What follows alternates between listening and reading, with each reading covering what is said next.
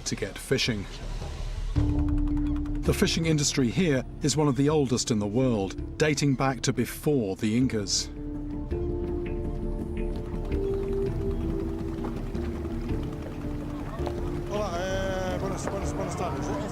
With over 700 marine species, Peru is still one of the world's leading fishing nations. There's a lot of boats here. This really, takes you back. You just don't see this kind of place at all very much in the world now. I'm taken to a commercial squid fishing vessel whose seasoned crew is out on these waters year-round. My chances of tracking down Humboldt squid are looking good.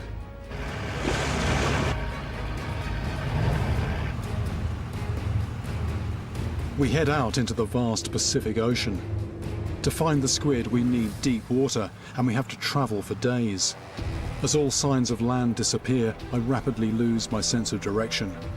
It becomes sickeningly apparent that this is a far cry from the rivers and lakes that I'm used to. We've all been ill on this trip, not just the film crew, the boat crew as well. I thought the captain had been okay. Apparently the captain's been ill. As the days and nights blur, we continue further out to sea, and there's no respite.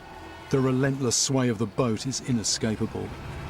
As soon as you actually go inside, you don't have that reference point of the horizon unless you shut your eyes. You start feeling ill very quickly. Even the sea-hardened fishermen who do this for a living struggle with the tortuous pitch of the boat. But for these men to go to such efforts to find these squid, the catch must be worth the struggle to get here.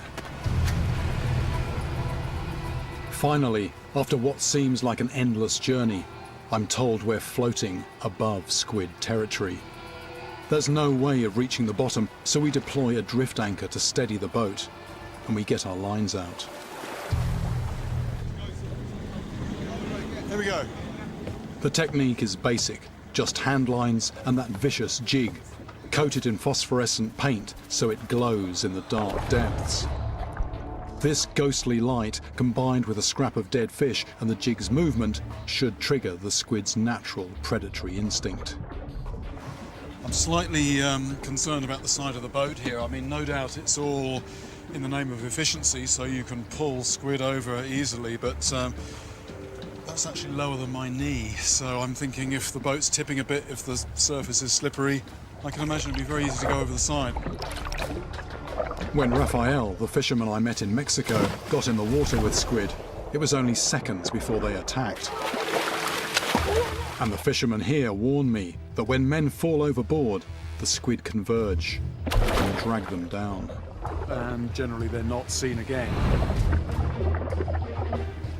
Here we go. Okay. It's a grueling task, hauling this beast up from the depths by hand. So it's quite tiring. It's trying to keep your balance at the same time. Whoa! Thought it had gone. The boat gives a sudden lurch, and suddenly the line goes a bit slack. I think I can see it. There it is. This feels big. Okay.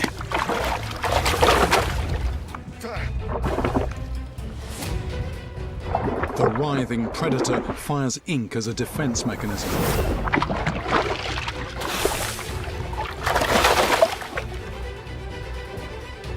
Come aboard. And here we go.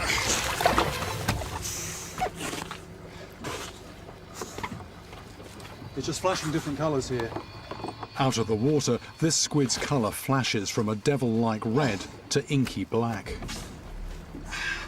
So this is the beast. This is a Humboldt squid. And just what a weird animal it is. You have the mouth in the middle there, surrounded by tentacles, and inside there you can see the beak. I have no doubt this is what caused the scar on Raphael's shoulder, and is the brutal weapon behind the other unusual wounds I heard about. It's the key piece of evidence that ties all my stories together. And they have more weird anatomy. This is the siphon. This is what it squirts ink out of. These bizarre-looking predators are like something out of a horror movie, an alien animal totally unlike any fish I have ever caught. Quite an impressive beast. Going back. This squid is a decent size, but I'm told they grow twice as long, perhaps 8 times the weight. And there's something even more terrifying about these animals. Within seconds, another line goes, and they keep coming. Here we go, coming over. Hey! Luckily that wasn't ink. Oh, there's lots down here. These cannibalistic devils rise from the depths to attack other squid struggling on the fishing jigs. I'm told they hunt in packs of more than 1,000. Then, as suddenly as they first appeared, they're gone. But I'm left in no doubt that these are the very same Diablo Rojo that invaded Mexico. And they are definitely the animal that has been attacking divers in the US. Grab my hand and But yank. what about the 5 dead bodies that started this whole investigation? Since I was unable to track down the marine biologist or find any hard evidence, I now suspect that story was a hoax. But I think this is a rare case where reality is worse than fiction. Although the story that launched me on this investigation turned out to be made up, the creature that I found in the end, well, it's something that you just couldn't make up.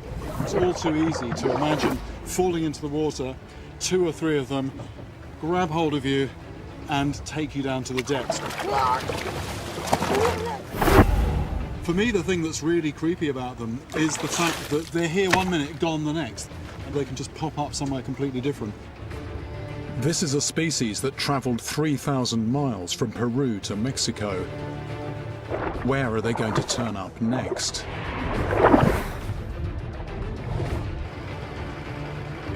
My mission is complete, but for this plague of Humboldt squid, their story is far from over. How about this? I've just picked up a message from one of our cameramen who lives in the Pacific Northwest of the US, and he's just heard that Humboldt squid have turned up there. So who knows? They might be coming to a beach near you.